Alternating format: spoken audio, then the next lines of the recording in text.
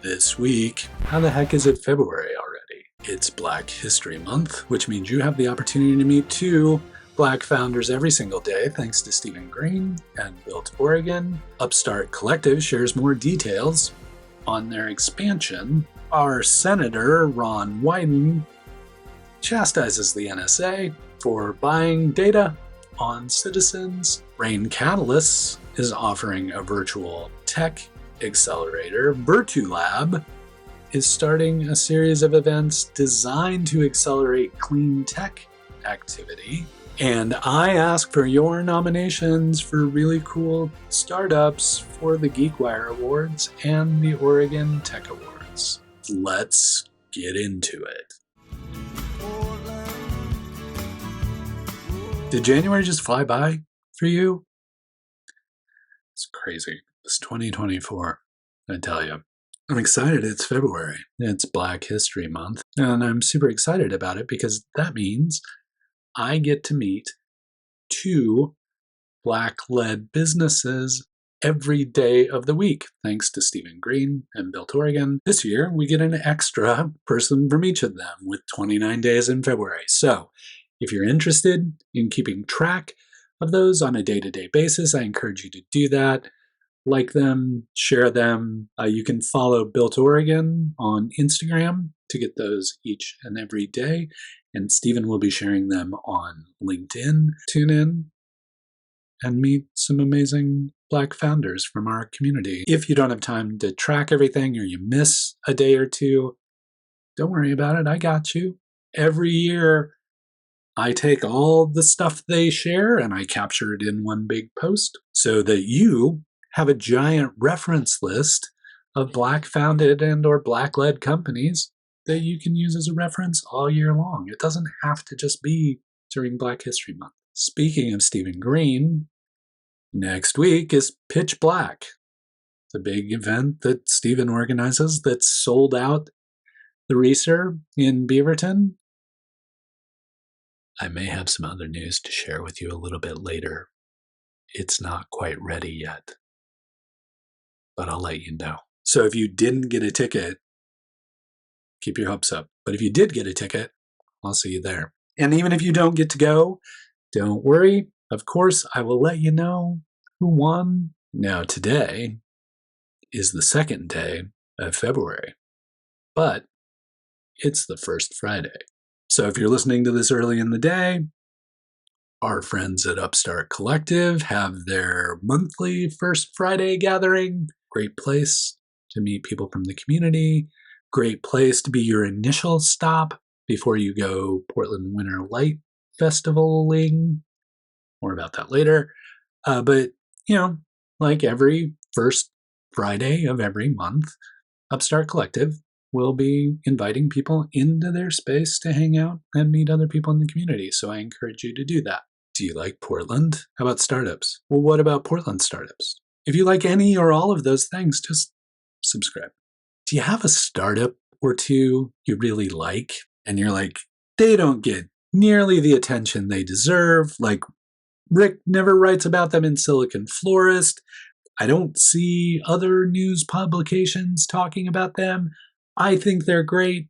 I want them to get more attention. Well, you are absolutely in luck because there's not one, but two opportunities for you to nominate those awesome startups for potential awards. The GeekWire Awards out of Seattle are seeking nominations for not only startups, but larger tech companies and executives and all kinds of things for their annual GeekWire Awards. If you have a startup that you love or an executive that you love that deserves more attention, please nominate them for the GeekWire Awards. I mean, I sincerely hope they win an award, but even if they don't, just getting nominated, it's an honor as well, and gets their name out there in the GeekWire community, which is a pretty substantial community. Now, a little more local, close to home, Technology Association of Oregon has their annual awards coming up.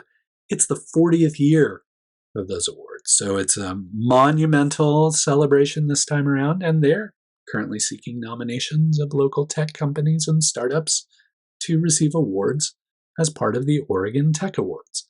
I'd encourage you to take the opportunity to nominate that exact same startup that you're like, hey, GeekWire, pay attention to this startup. Maybe you should be telling TAO to pay attention to that startup too.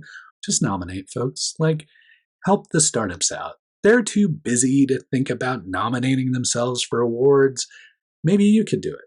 Maybe you could be the one that gets them on stage, gets them an award, and suddenly the founders are happy, the company's happy, you're happy, the company that you liked wound up winning an award. What a bright future that would be. If only you take the time, just submit an award. Nomination, come on. It's not that hard. Just go ahead and do it. Take a few minutes, nominate some folks. Cool? Cool.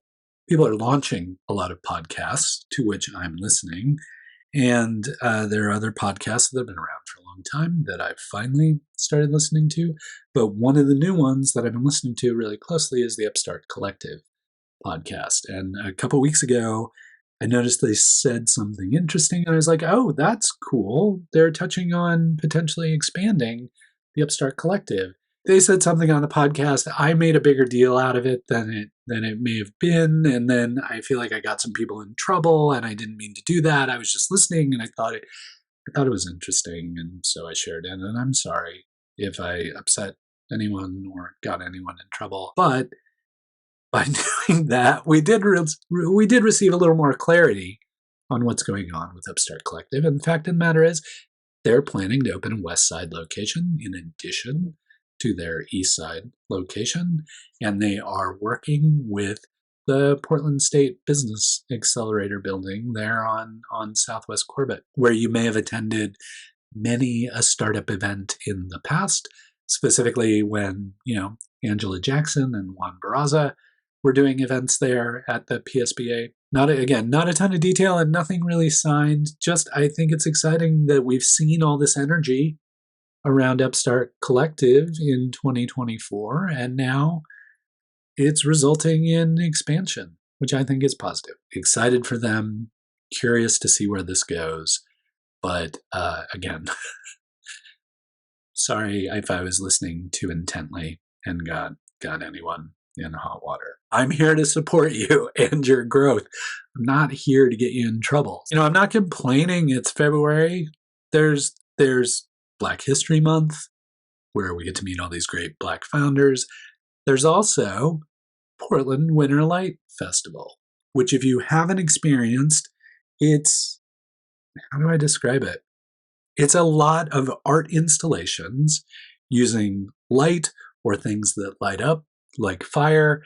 It's really designed to improve spirits and share creativity during the winter doldrums here in Portland, and tends to be an event that draws people out of their homes to experience the creative work of artists in our community. Portland Winter Light Festival runs from Friday the 2nd until February 10th. So take the chance to get out. Even if you can't hit everything, at least go to one of the installations and see some of the amazing sculptures and pieces of art that people have built. Take advantage of that and get out of the house and hopefully, shake off some of those winter doldrums. Are you looking for help building your startup? Well, our friends at RAIN Catalysts are starting an accelerator program for tech companies in Oregon and Washington. It's a virtual accelerator program that takes place over a 10-week period. It's only a couple hours commitment per week, but could be the thing that really helps you take your startup to the next level. So if that's of interest to you, applications are currently open. Another accelerator opportunity, if you're working in clean tech, VertueLab just announced a new series of events. One is like a startup weekend-esque event that's kind of the kickoff event. And then they have a pre-accelerator event and then an accelerator. They're calling it 45 Camp Jumpstart, the series of events. But I'm most excited about the 45 Camp Jumpstart weekend that will be happening in early March. I miss Startup Weekend.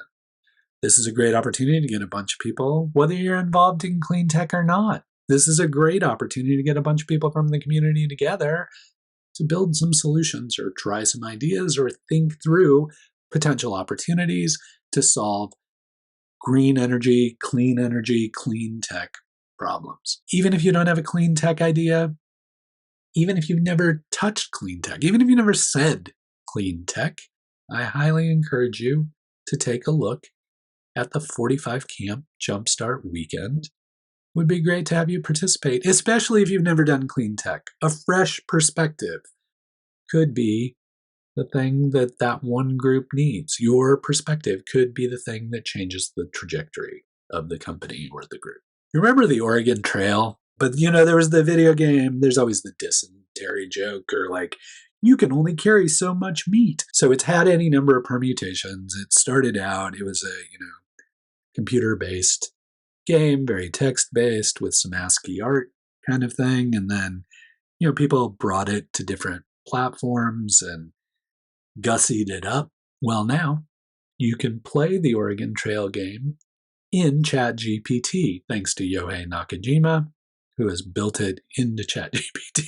I mean, maybe you need a break from just chatting with ChatGPT. Maybe you want to do something else with it. Well, now you can play the Oregon Trail.